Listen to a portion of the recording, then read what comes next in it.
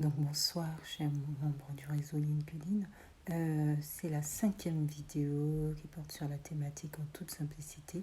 Et aujourd'hui, nous sommes sous-thématique chez BI, aller au-delà des apparences.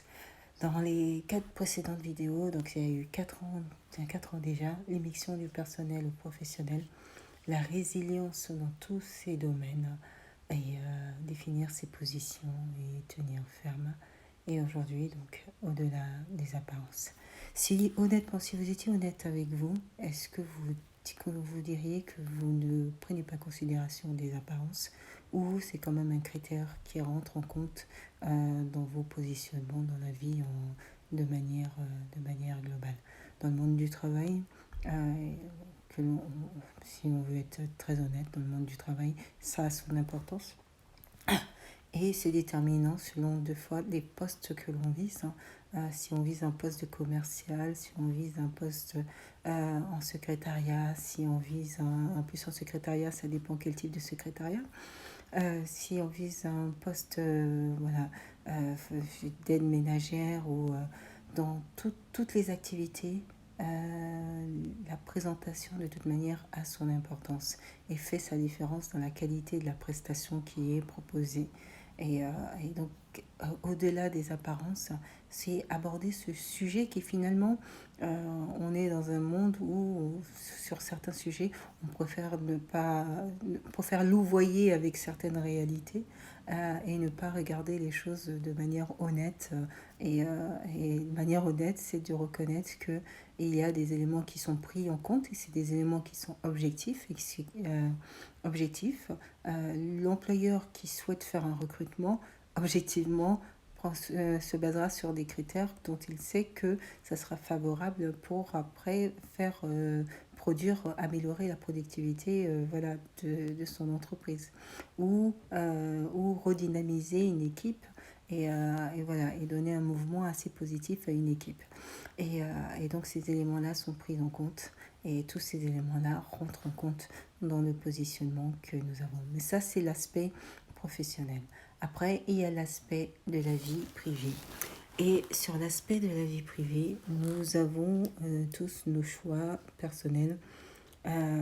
Reconnaissons que ce qui est clinquant, je dirais, au niveau du regard, va forcément attirer un plus grand nombre de personnes ou voilà, plutôt de convoitises.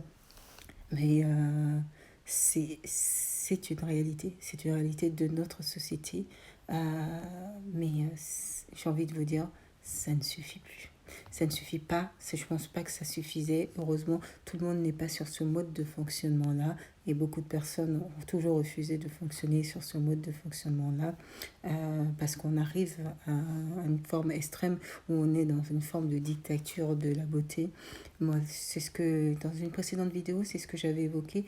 La question, c'est de savoir, est-ce que tu te plais à toi-même et l'enjeu, c'est que tu te plaises déjà à toi-même. Et si je reste convaincue que si tu te plais à toi-même, tu plairas au plus grand nombre autour de toi. Et voilà. Et ça paraîtra tellement évident et naturel. Donc, il faut déjà faire en sorte de te plaire à toi-même. Et dans ce monde donc, qui repose globalement sur la question de l'apparence, hein, qui est utile et indispensable dans certains domaines, et pour, que moi je trouve être des éléments objectifs dès lors où il n'est pas discriminant sur je dirais, le poids de la personne ou la couleur de peau de la personne. Voilà. Euh, c'est quand on va pour un recrutement, ça paraît évident que on n'y va pas en basket et en jean. Euh, Quoique le jean se porte aussi très bien, mais c'est le cumul entre les baskets et le jean qui fait que ça risque de ne pas le faire. Voilà, tout dépend comment on porte les vêtements et voilà. Mais ça a son importance. Au-delà des apparences, c'est lorsqu'on en arrive à avoir une forme de culte où finalement on est aveuglé à ces apparences, et on ne regarde plus les individus véritablement, comment ils sont véritablement. Et en fait, on assimile ce qui est beau à quelque chose de parfait. On croit ou on se laisse emporter facilement par des individus basés sur leur apparence, et qui vont souvent, bien souvent, vous observeriez qu'ils arrivent à créer comme ça un leadership autour de leur personnalité, parce qu'ils vont réussir comme ça à attirer un maximum de personnes autour d'eux. Et là, et objectivement, c'est comment, surtout quand vous êtes comme ça dans des positions où vous êtes cadre, où vous êtes éventuellement directeur, directrice, ou voilà, en tout cas que vous avez une influence assez importante dans votre environnement, c'est justement ne pas se laisser emporter par cette forme de jeu de séduction que peuvent avoir certaines personnes. Et il y a certaines personnes qui en jouent largement, hein, pour pouvoir notamment se faciliter le quotidien dans l'entreprise.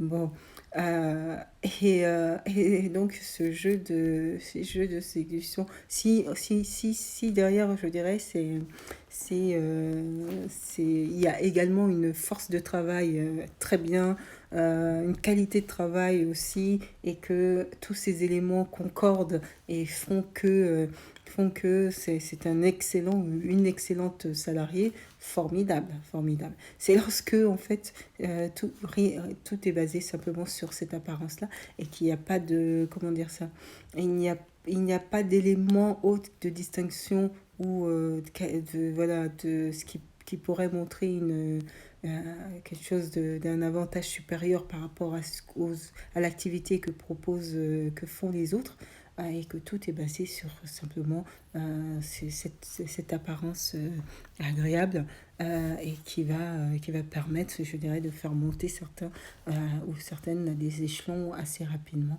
à des positionnements assez rapidement. Au-delà des apparences, on peut avoir une très belle apparence et avoir une âme ou un cœur qui est loin de correspondre à cette apparence. Je ne sais pas ce que vous en pensez.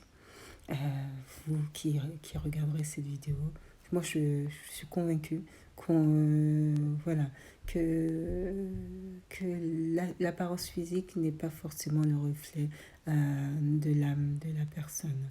Euh, et que de très belles âmes, on en trouve, voilà, on en trouve d'incroyables, et pas forcément là où on croirait. Euh, donc c'est là où l'apparence peut être trompeuse, c'est dans ce sens où elle peut ou nous amener à tout croire, voilà, peut-être même accepter beaucoup de choses sur l'apparence, en positionnant ça comme le reflet d'une beauté intérieure, alors que je ne dis pas qu'elles sont pas, c'est pas cumulable. Je dis simplement que il faut prendre ce temps d'analyse et de recul pour voir au-delà de cette simple apparence, qui va permettre, certes, il va bientôt être parce qu'en fait, sur LinkedIn, j'ai la possibilité de faire des vidéos de 10 minutes. Et sinon, en fait, ça va s'interrompre pendant que je serai en train de parler. Donc là, je vois que c'est 9 minutes. Je vais moi-même l'interrompre, et puis je vais en faire une autre. Je vous dis à tout de suite.